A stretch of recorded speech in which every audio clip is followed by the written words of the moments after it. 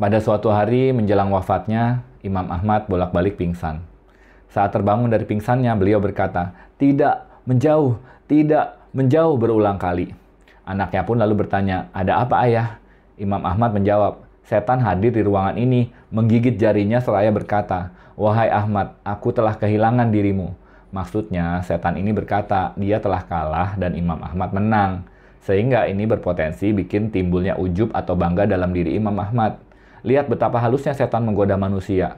Jika seseorang tidak mampu dibuatnya meninggalkan ibadah ataupun dirayu untuk berbuat maksiat, maka dibuatnya mereka ujub dengan ibadah-ibadahnya. Setan yang godain manusia itu levelnya beda-beda. Yang paling rendah pangkatnya mungkin selevel kopral ya.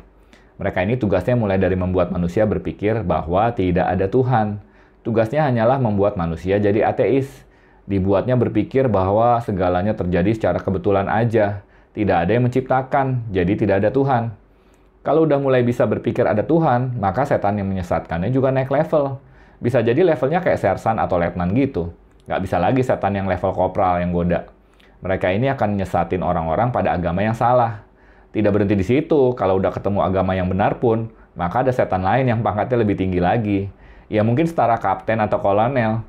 Dan dia akan membuatnya malas-malasan dalam beribadah.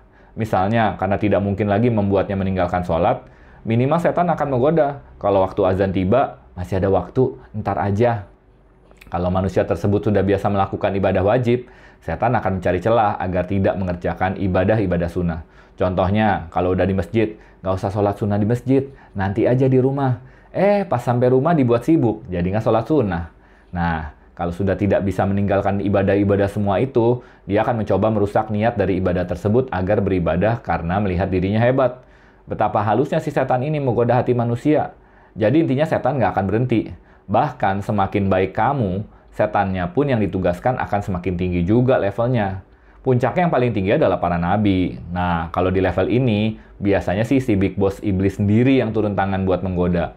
Berita baiknya sih, kalau godaan makin halus, berarti kita udah naik level.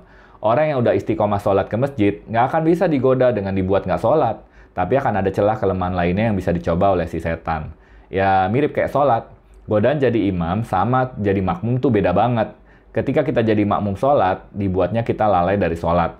Pikirannya kesana kemari, sehingga tanpa terasa, total sholat udah selesai. Beda lagi ketika kita jadi imam sholat. Godaannya bukan pikiran yang lalai dari sholat, tapi kita dibuat was-was bacaan hafalan kita. Intinya si setan ini nggak akan pernah berhenti, nggak akan pernah lelah menyesatkan manusia.